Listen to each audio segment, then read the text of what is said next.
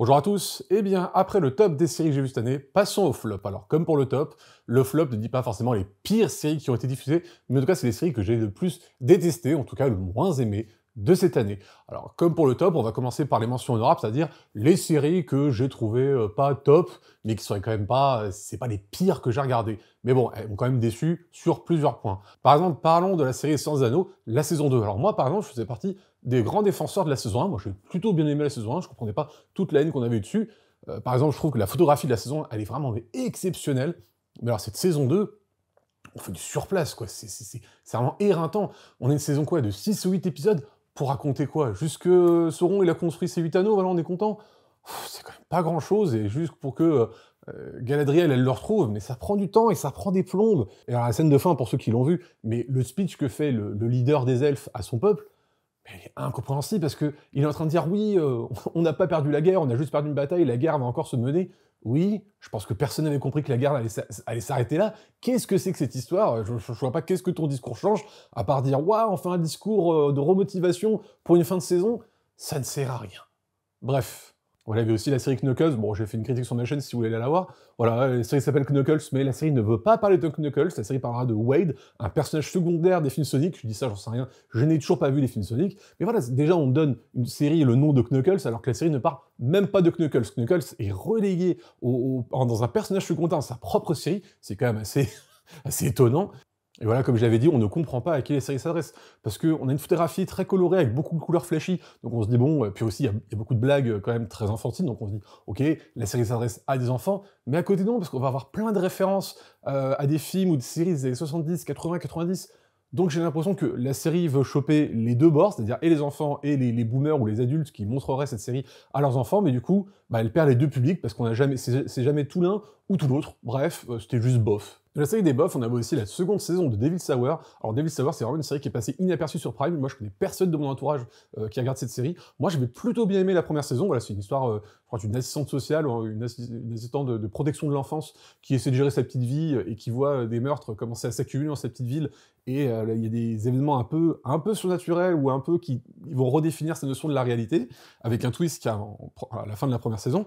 Et là, la deuxième saison, mais c'est la débandade, quoi. On se dit, je sais pas trop envie de vous spoiler si vous voulez regarder la série, mais on n'arrête pas de se dire, tout ça pour ça, quoi. C'est-à-dire, comment vous expliquer sans trop vous spoiler?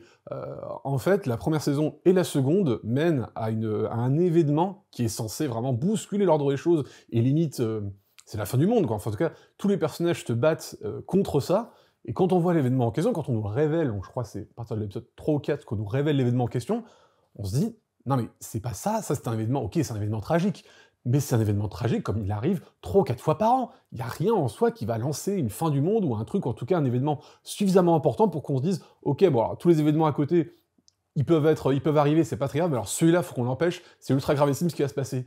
Non, pas du tout, donc voilà, toute l'émotion qui est sortie de moi à la fin de cette seconde saison, c'est tout ça pour ça. Voilà, je peux pas trop vous spoiler si vous regardez la série, mais voilà. Et aussi cette année, on avait le retour de l'équipe créatrice responsable de la création de la série animée Batman des années 90, qui revenait donc pour Batman Cape Crusade, je crois que c'est comme ça que ça se dit.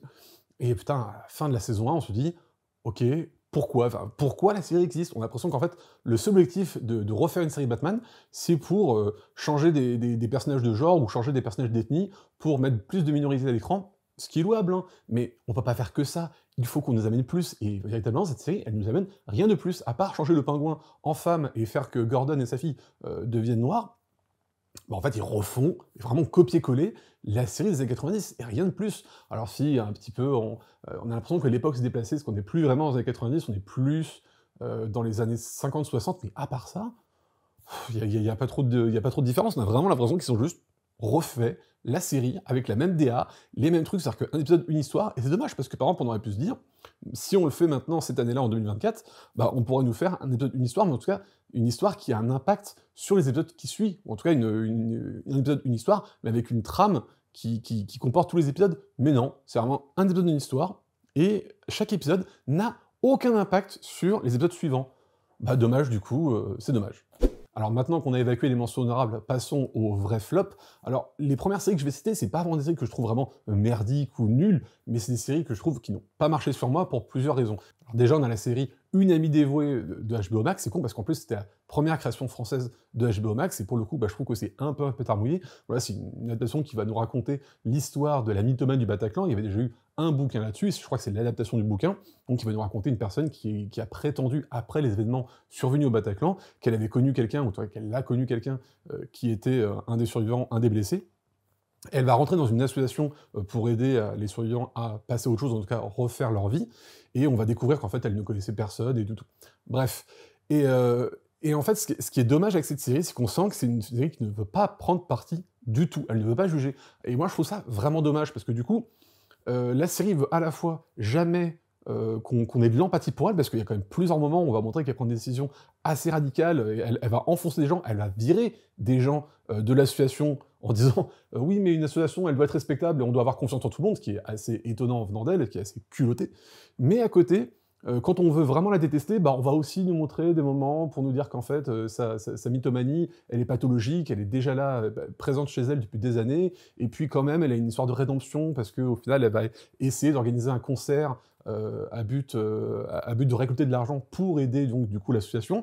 Donc voilà, il y a plein de trucs qui se mettent en place, c'est jamais vraiment tout l'un ou tout l'autre. En plus, elle semble ni très douée pour faire ses mensonges, parce qu'il y a quand même plusieurs mensonges où quand elle les fait, quand elle est en train de les réaliser, on est en tant que spectateur, on la regarde et puis on se dit mais là c'est très facilement vérifiable tes conneries, donc fais gaffe. Et il n'y a pas trop de scènes de tension où il y a des scènes qui arrivent où en tant que spectateur on se dit ah, c'est peut-être là qu'elle va se faire griller, c'est peut-être là qu'on va comprendre qu'elle n'est pas ce qu'elle prétend. Et en fait, des scènes comme ça, il n'y en a non plus pas trop, donc c'est vraiment dommage. On sent que la série ne sait pas trop ce qu'elle fait, et puis veut faire tout l'un ou tout l'autre. C'est vraiment dommage. Et par exemple, moi j'avais vu une série qui a fait une bonne adaptation de cette histoire, donc l'histoire de la mythomane, en tout cas je rappelle le nom du livre, La mythomane du Bataclan. C'était la série Criminal. Voilà, c'était une série de Netflix qui voulait faire plusieurs adaptations. Il y avait une adaptation française, une adaptation au Royaume-Uni, et puis je crois une adaptation en Espagne ou en Allemagne, ça s'appelle Criminal. Et le premier épisode se passe sur cette personne-là. Donc si vous voulez voir une meilleure adaptation de cette histoire-là, moi je vous conseille, c'est un seul épisode, c'est le premier épisode de la série Criminal France sur Netflix. Et pour commencer, j'ai nommé la série Tracker. Alors Tracker, j'ai pas grand-chose contre cette série, juste je trouve que c'est une série qui a 30 ans de retard. Voilà, c'est le genre de série qu'on avait dans les années 90, c'est-à-dire qu'il y a un seul passage principal et il y a quelques passages secondaires. C'est-à-dire que si on compte tous les personnages de la série, doit en avoir 5. Et c'est quand même dommage, quoi. Et en plus, le pitch, il m'avait plutôt intéressé parce que je m'étais dit, ah tiens, quelqu'un qui va retrouver des gens, et en plus, on avait un peu vendu ça dans la bande-annonce et dans le pitch de la série, que ça allait être retrouver des gens, genre perdus en pleine montagne, ou perdus en pleine forêt, par des temps difficiles et tout, un environnement assez hostile envers l'homme. Et en fait, pas du tout. Ça, c'est dans les 10 premières minutes de la série, et après, on passe à autre chose, on parle juste des personnes voilà, qui ont disparu, mais qui ne sont pas disparues en haute mer, en haute montagne, ou dans un truc comme ça. Mais alors là, pas du tout, juste des personnes qui ont disparu. Et quand même, ce qui est marrant avec son concept, c'est quand même un gars qui aide les gens, qui va rechercher les personnes disparues, si il y a une bonne rançon à la clé donnée par une partie de la famille. Et quand je dis une bonne rançon, c'est genre au moins des milliers de dollars, si ce n'est des dizaines de milliers de dollars. Donc en fait, on se dit, c'est drôle, en fait, on va nous raconter une série qui raconte un gars qui aide seulement la bourgeoisie, en tout cas au moins les petits bourgeois, au moins les gens les plus aisés, si ce n'est les riches. Et on voit que c'est un truc qui, à mon avis, a posé problème à la production de la série, parce que dès l'épisode 4 ou 5, on voit que ça change complètement, et on voit que maintenant, il dit non mais t'inquiète pas, j'ai pas besoin de rançon, je prendrai une autre source de revenus, c'est pas très grave, parce qu'on se dit effectivement, on n'est pas sûr que la chaîne veut promouvoir ce genre de concept. Si ouais, j'ai pas trop de défauts, voilà, c'est une série mais type des années 90, en plus c'est une série mais ultra répétitive dans sa narration, c'est-à-dire que tous les débuts d'épisodes, c'est de la même façon, c'est que le gars il arrive dans une ville, on lui dit le problème, il appelle, mais je crois que la troisième scène c'est toujours, il appelle le geek informatique qui va aider à trouver des trucs, quatrième scène c'est il appelle ses mères adoptives qui vont lui rappeler pourquoi il est là, quels sont l'enjeu. Oh là, à chaque fois c'est les scènes dans le même ordre, dans le même truc, on sent la Bible qu'ils ont donnée au scénariste en disant mais vraiment c'est telle scène dans tel ordre et puis t'en bouges pas quoi. Une fois qu'on est au bout du troisième, quatrième épisode, on se dit ah ouais d'accord, donc c'est vraiment tout le temps la même chose dans le même ordre quoi.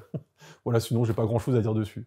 Et aussi cette année, on a eu Mr. Spade, voilà, une coproduction entre la France, donc Canal+, et le Royaume-Uni, qui va nous raconter, je crois que donc Mr. Spade, joué par Clive Owen, qui mène une enquête à la fin des années, je crois que c'est après la Seconde Guerre mondiale, donc dans les années 50, 60, quand le pays est en train de se reconstruire. C'est pas une mauvaise série, c'est pareil, c'est pas un truc que j'ai foncièrement détesté, mais ça n'a pas marché sur moi déjà pour plusieurs choses. Alors, au moins comme bon point, on peut dire que Clive Owen, il s'est donné pour le rôle, il y a plusieurs scènes où il parle en bon français, on voit qu'il a bossé sur la langue, et il tient le truc, c'est-à-dire qu'un peu tout repose sur lui, et il arrive plutôt bien à imposer son charisme et son jeu. Mais voilà, par exemple, c'est le défaut de la série, je trouve, c'est que on a l'impression que tous les personnages gravitent autour de Mr. Spade. Voilà, c'est pas Mr. Spade qui s'implante dans un décor français, dans un village français, et qui va mener son enquête. On a l'impression que tous les personnages sont des espèces de PNJ qui ne peuvent réagir qu'à côté de Mr. Spade. Comment dire, Mr. Spade, il est vraiment à la fois le problème, la solution, ou au moins le déclencheur des intrigues de tous les personnages. On a l'impression que tous les personnages, ils ont un passé, mais ils ont arrêté de vivre avant que Mr. Spade arrive. Aucun des personnages n'a un enjeu, ou une problématique, ou quelque chose, où Mr. Spade n'a rien à voir avec. Il a toujours une importance dans toutes les décisions et dans tous les comportements des personnages. L'histoire, c'est une histoire assez classique, assez banale, et je trouve que raconter ça en 6 épisodes, c'est très long, quoi. La narration est vraiment étirée de bout en bout, comme dans toutes les séries Star Wars qu'on a eues cette année. C'est vraiment dommage. Mais c'était pas une mauvaise série en soi, juste, sur moi, ça n'a pas marché. Et on a aussi, voilà, The Veil. Voilà, The Veil, c'est pareil, c'est pas une série que je trouve mauvaise ou nulle, c'est juste que voilà, ça n'a pas du tout marché sur moi. C'est l'histoire donc de Elizabeth Moss qui joue une espionne britannique qui est envoyée par son gouvernement chercher, en tout cas débusquer une personne qui suspecte être une personne haut placée chez Daesh qui prépare un attentat en France. Donc elle est chargée d'aller la voir et de se faire passer pour sa pote pour essayer de voir si elle est vraiment Daesh ou si c'est juste une personne un peu lambda. Et là, que dire, Elizabeth Moss, c'est pareil, c'est une personne qui relève le niveau de toute sa série, elle l'apporte sur sa série, mais c'est un peu tout ce qui se passe, quoi. C'est-à-dire que c'est une série qui a des beaux cadres, voilà, on sent qu'il y a une belle DA, il y a des beaux cadres, des beaux décors et tout, mais qu'est-ce qu'on s'emmerde, quoi. C'est pareil que Mr. Spade, c'est-à-dire qu'on sent que la série aurait pu tenir sur 2 ou 3 épisodes, voire un film, mais elle est étirée au possible, et du coup, mais qu'est-ce qu'on s'emmerde. Et en plus, il y a une guerre d'ego jouée entre les services de renseignement français que la DGSE et le service secret américain, donc la CIA, personnifié par 2 agents des 2 structures qui vont se prendre le chou, mais vraiment, elle est montrée comme un grand concours de zizi. C'est-à-dire qu'à chaque fois que ces 2 personnages vont se parler et vont se prendre la tête, c'est vraiment « ouais, mais moi je sais faire ça, mais moi je sais faire ça, ouais, mais nous on est des plus grands parce qu'on a fait ça ». Ouais, mais le concours de quéquette, c'est marrant, mais ou alors faut soit montré comme ridicule, mais là non, il est montré comme viril et tout. Et en plus, ça marche pas, parce que par exemple, le personnage qui est censé représenter la DGSE, donc le service secret français, au moment de l'histoire, il est amoureux du personnage de Elizabeth Moss. Donc on se demande bien qu'en fait, il n'est pas en train de justifier les services secrets français, il est plus en train de soutenir la meuf dont il est amoureux, et tout ça rend ce truc encore plus ridicule. Et en plus, il y a des poncifs sur le bien et le mal. Par exemple, il y a un moment où on veut nous expliquer que, bien sûr, le gouvernement américain a sa responsabilité dans ce qu'il arrive par Daesh ou Al-Qaïda, dans les actions qu'ils ont menées, par exemple, pendant la guerre en Irak ou la guerre en Afghanistan. Ça, pourquoi pas? Et bien sûr que des fois, il faut le dire, mais quand c'est fait de manière à ce que, quand même, on a un moment, un personnage qui sort quand le camp du bien fait du mal, et bah le camp du mal fait du mal pour faire le bien, pouah, on se dit qu'on en est là en termes de dialogue. Voilà, quoi. Voilà, pour ces 2 raisons-là, j'ai pas très bien aimé The Veil. Après, comme je dis, c'est pas une mauvaise série, puisque, voilà, sur moi, ça n'a absolument pas marché. Donc là, par contre, on va commencer à attaquer les séries que je trouve quand même foncièrement mauvaises, ou en tout cas assez ratées pour être citées. La série Mr. and Mrs. Smith. C'est con parce qu'encore une fois, cette série, je l'attendais beaucoup, avec Donald Glover qui joue. Enfin, vraiment, moi j'aime beaucoup cet acteur et je l'aime beaucoup quand il chante, quand il écrit ou quand il produit des choses. Ce qui est con en plus parce que l'histoire, elle reprend les bases de la série. C'est-à-dire que c'est des gens qui se connaissent pas, qui sont étrangers, qui vont feindre d'être en couple et d'être mariés pour accomplir certaines missions d'assassinat ou d'enlèvement pour une organisation inconnue. Mais alors, c'est con parce qu'un épisode c'est bien, un épisode il est nul à chier. Enfin, vraiment, on fait les montagnes russes au niveau des trucs. Ce qui est con parce qu'en plus, le premier épisode, il m'a vachement plu. Voilà ce qu'on va nous montrer, les 2 personnes qui vont former un couple, discuter avec la mystérieuse organisation via une webcam, où elle va leur demander qu'est-ce qu'elle attend de la vie, qu'est-ce qu'elle attend d'un couple, et qu'est-ce qu'elle attend de l'être aimé, et c'est ça, c'est leur réponse qui va faire qu'elles matchent ensemble. Et donc ça porte une métaphore sur les applis de rencontre, et comme à quel point on peut soit se planter, et d'ailleurs dans la série, leur couple, il va sacrément se planter. Et voilà, dans cette série, il y a 2 problèmes pour moi. Déjà, le premier, c'est que le couple est hyper caricatural. Ça vraiment ne peut pas faire pire en tant que caricature. C'est le gars qui a un fils à maman, qui veut avoir 15 enfants, et qui pour lui, le couple, c'est tout se dire, face à la femme qui est hyper froide, ne veut pas d'enfant, a une relation tellement tumultueuse avec son père qu'elle lui parle plus depuis des années. Voilà, on a le chaud, le froid, la personne qui veut des enfants, la personne qui n'en veut pas, le fils à maman, la fille qui regarde contre son papa, mais on peut pas aller plus loin dans le cliché que ça, quoi. Et le deuxième truc où je pense que la série passe à côté de son sujet, c'est de nous montrer que le feindre un couple, quand on l'est pas, qu'on est vraiment 2 étrangers, c'est compliqué. Alors que là, pas du tout. Parce que le problème, c'est qu'au bout du premier épisode, eh ben, ils commencent à baiser ensemble, et ils commencent à avoir des relations et des sentiments l'un envers l'autre. au bout de la fin du premier épisode. On aurait dû nous montrer justement que, voilà, au début, ils se comprennent pas, au début, ils sont étrangers, voilà, une montée en tension, où ils développent des sentiments, où ils développent un attachement. Non, non, là, au bout du premier épisode, peut-être que peut-être que c'est à la fin du deuxième épisode, et pas du premier, mais alors, max à la fin du deuxième épisode, ils baisent, ils commencent une relation ensemble, une vraie relation. Donc, en quoi ils mentent quand ils disent... Ouais, ils mentent parce qu'ils sont pas mariés, mais à part ça, ils ont une vie de couple, une vraie vie de couple, avec des vrais sentiments, avec un vrai attachement, et des vrais problèmes de couple. Donc on est sorti de l'objet de la série, on est sorti de ce que voulait raconter la série. Et en plus la fin fait tellement opportuniste. Pour ceux qui l'ont pas vu, je peux dire ça parce que ça vous spoil pas tellement, ils sont dans une situation hyper problématique, ils vont peut-être se faire buter, et quand on arrête la série, il y a 2 coups de feu qui viennent de retentir, et on sait pas si c'est eux qui ont tué les personnes qui venaient les tuer, ou l'inverse, c'est les personnes qui sont venues les tuer, qui ont réussi à les tuer.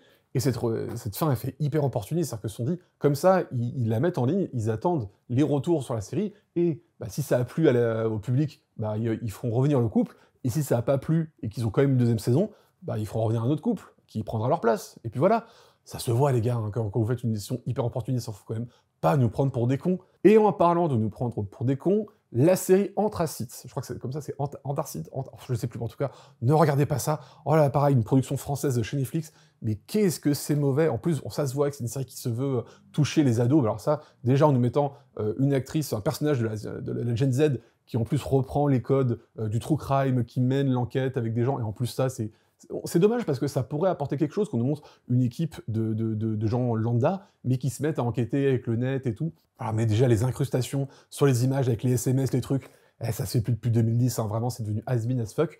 Et en plus, mais comme je vous ai dit, on aurait pu garder cet esprit de vouloir nous montrer des enquêteurs lambda, des personnes lambda qui enquêtent sur leur temps perdu. Mais alors ça, au final, ça dure 2 épisodes, après c'est rapidement évacué. Ça revient juste comme ça, voilà, 10 secondes de temps en temps, pour trouver une information quelconque, mais à part ça, voilà. Voilà, on a des trucs qui arrivent qui font vraiment comment choper l'attention du spectateur, l'attention de l'ado spectateur. Et ben on n'a qu'à prendre 2 personnages ensemble, et puis ils se trouvent une pelle, ils commencent à vouloir coucher ensemble, mais pour rien, pendant toute la série, on n'a rien développé d'une tension sexuelle ou une attirance l'un vers l'autre, on n'a rien développé de tout ça, ça arrive, ça sort de nulle part. Les gens qui ont vu la série, vous savez très bien de quoi je parle, on se demande, bah oui, c'est justement pour retenir l'attention du spectateur. Là, je crois que ça arrive l'épisode 4 ou 5, tiens, ça fait 10 minutes, 20 minutes qu'il se passe rien, allez, fais se rouler des palos à des personnages qui n'ont rien développé ensemble, comme ça, les ados vont être contents. Non, je pense même que les ados sont pas contents, quoi. Et je sais pas qui a pris cette décision, si c'est les scénaristes, les réalisateurs, ou la distribution chez Netflix, mais les gars, si vous vendez un scénario à twist et à rebondissement,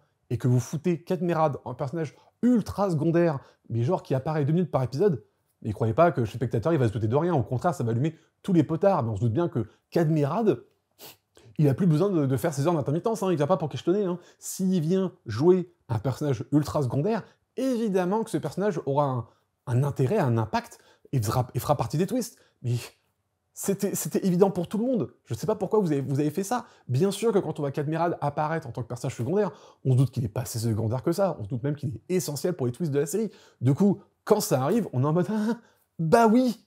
Donc voilà, pour toutes ces raisons-là, les twists qui n'en sont pas un. C'est con parce qu'il y a un bon décor, voilà, c'est une série qui se passe à la montagne, des beaux cadres, mais à part ça, c'était pas terrible. Hein. Et une autre série qui fait partie de mon flop de cette année, qui a été coproduite aussi par Canal+, il y a la série Paris Has Fallen, voilà un spin-off de la trilogie, je crois que c'était Olympus Has Fallen, Angel Has Fallen et The President Has Fallen, donc voilà la trilogie Has Fallen, que je trouve pas terrible hein, non plus, hein. Voilà, je trouve que c'est des films d'action assez lambda, mais quand même pas si ouf que ça. Il y a au moins un plan séquence dans chaque film qui est plutôt pas mal, mais à part ça, bon, pas grand-chose. Et cette série, elle déroge pas à la règle, hein. C'est vraiment comme la trilogie, vraiment je l'ai regardée sans grand intérêt. Voilà, comme d'habitude, c'est des scènes lambda. En plus, ils essaient, on sent une inspiration de 24 heures chrono, mais ils ont enlevé tout le problème de la tension. 24 heures chrono, c'est une série où il y avait beaucoup de tension et un scénario qui se basait sur l'urgence, avec son temps réel. On sentait quand même ce truc-là. Et là, Paris Has Fallen, voilà, il y a un attentat terroriste qui se prépare, on a un méchant, mais à chaque épisode, on se dit qu'on a plutôt le temps de poser les bases. Et le méchant, mais alors méchant, désolé, mais on a vu ça 400 fois, quoi, c'est insupportable de refaire encore un méchant, un ancien agent, un ancien militaire américain, mais qui a commencé à développer des sentiments pour la population que pour la population afghane ou irakienne, je ne sais plus, et au final, voilà, les militaires américains, pour essayer de le tuer, parce qu'il a viré, il est passé chez l'ennemi, il faut une opération, mais qui au final ne le tue pas, mais tue justement la famille dans laquelle il s'est incorporé, et pour ça il va lancer toute une sorte de vengeance. On a vu ça 400 fois, et si on veut faire autre chose que ça. En tout cas, il faut creuser. Tout ça repose sur des poncifs, pareil, qu'on a vu mais 400 fois. C'est dommage parce qu'en plus, en tant que méchant, ils ont pris l'acteur Sean Reeves, voilà, qui jouait le méchant des 2 derniers Missions Impossibles, l'avant-dernier et de l'avant-avant-dernier. Mais là, ils se contentent de tirer à la gueule, mais quasiment tout le temps, et de sortir 4 phrases à la minute pour faire genre mystérieux. Je laisse des pauses de 20 ou 30 secondes entre chaque phrase. Oh là là là là, faites plus que ça, quoi. Creusez vos personnages, creusez vos enjeux. Si vous voulez faire un truc qui dénonce la politique militaire que mènent les Américains en Afghanistan, en Irak, ou qui a fait ça, il faut le faire, il faut pas juste l'évoquer, il faut l'expliquer. Donc pour toutes ces raisons-là, Angel Has Fallen, ah vraiment, c'est la série d'action et pour ados, et je dis pas ça dans le bon sens du terme, hein, je considère aussi que 24 heures chrono est un peu une série pour ados, mais elle est bien faite celle-là, au contraire. Après, moralement, elle est très discutable, et au niveau idéologie, elle est aussi très discutable, mais au moins en termes d'action et d'enquête, elle est très bien foutue. Là, Angel Has Fallen, encore une fois, mais qu'est-ce qu'on s'emmerde, quoi. On se contente de répéter des choses qu'on a déjà vues 400 fois, quoi. C'est très lambda comme série. Et en termes de série lambda, Mademoiselle Holmes, voilà, j'avais fait une critique à l'époque, je venais tout juste de terminer la série, et j'étais un petit peu énervé. Bon, j'ai un peu plus digéré le truc maintenant, mais je vais raconter la même chose, voilà, on peut pas nous faire une série qui se base dans la licence Holmes, voilà, qui nous raconte l'histoire de la petite fille de Sherlock Holmes, parce que, mine de rien, tout ce qu'elle fait, bah, c'est ni plus ni moins que ce que fait un inspecteur lambda dans les séries policières. Lambda, elle fait ni plus ni moins. Alors que normalement, si on prend Sherlock Holmes, c'est quand même censé être quelqu'un qui voit tout et tout le temps. Et comme voilà, comme toutes les séries policières françaises, on va avoir un épisode centré sur le monde de l'influence et les influenceuses Instagram pour nous montrer que le monde, il n'est pas joli, on s'en doutait pas une seule seconde. On va avoir un épisode qui se passe dans un autre pays, sur Londres, mais oulala, quoi. Encore une fois, les personnages anglais qui parlent français avec une très bonne grammaire, une très bonne syntaxe, un super bon orthographe, mais juste l'accent qui coupe au couteau, non, c'est juste pas possible, arrêtez de nous faire ça. Et en plus, normalement, je trouve que les séries de TF1, ils travaillent assez bien leur relation amoureuse entre personnages. Souvent, c'est assez bien développé. Alors là, dans cette série, c'est tout sauf développé, mais on ne comprend rien. Vraiment, les 2 personnages n'ont rien développé entre eux, juste, voilà, ils s'apprécient, mais on nous montre bien que ça n'a jamais dépassé l'amitié. Et dans l'épisode 7, tu sais pas pourquoi, ils commencent à s'embrosser, se roulent des palos, ils couchent ensemble et on commence à rien. Ça sort de nulle part. Donc voilà, pour toutes ces raisons-là, je suis pas sûr que je regarderai la saison 2 s'il y en a une, vu que la fin de la saison 1 se termine sur un twist et avec une fin ouverte. Je sais pas, mais je sais même pas si j'ai envie de regarder la saison 2, à part pour cracher véritablement dessus, mais sinon je comprends pas vraiment pourquoi je regarderais la saison 2. Et en parlant du monde de l'influence et des réseaux sociaux, Les Enfants sont rois, qui va nous raconter l'histoire de Géraldine Nakache, qui joue une inspectrice de police, qui va se mettre à travailler sur une enquête où une enfant star, une enfant influenceuse, dont la vie YouTube est gérée par sa mère, qui va se retrouver enlevée. Donc Géraldine Nakache va donc travailler à retrouver cette petite fille. Et le premier souci que j'ai eu avec cette série, mais alors comme la série Eric sur Netflix, qui raconte aussi d'ailleurs un enlèvement d'enfants et l'enquête qui va en découler, c'est que c'est vraiment un épisode égale un suspect. Voilà, dans un épisode, on va avoir un suspect où on va enquêter sur lui et découvrir que il cache des choses, mais finalement pas les choses qui sont en rapport avec l'enquête. Et à la fin de cet épisode-là, on va pointer un autre suspect qui va devenir le suspect principal des 2 suivants. Voilà, chaque épisode est comme ça. Bon, c'est très, très, très facilement identifiable et très rapidement relou. Le premier problème que j'ai avec ça, c'est que la série veut nous raconter le monde de l'influence, et surtout le monde de l'influence chez les enfants, avec leurs parents qui gèrent leur notoriété et leurs vidéos sur YouTube. Et on a l'impression que les personnes ne sont absolument pas renseignées sur ce qu'est le monde de l'influence chez les enfants, quoi. C'est les enfants portés sur YouTube par leurs parents. On nous expliquait que donc cette mère qui gère les contenus de sa fille a des concurrents. Alors rien que le terme concurrent sur YouTube, il ne veut strictement rien dire, je vais l'expliquer après. Mais donc depuis que donc la mère, comme sa fille a été enlevée, ne peut plus tourner de nouvelles vidéos puisque sa fille n'est pas présente, ses concurrents ont des meilleurs revenus partenaires YouTube, et donc deviennent suspects à cause de ça.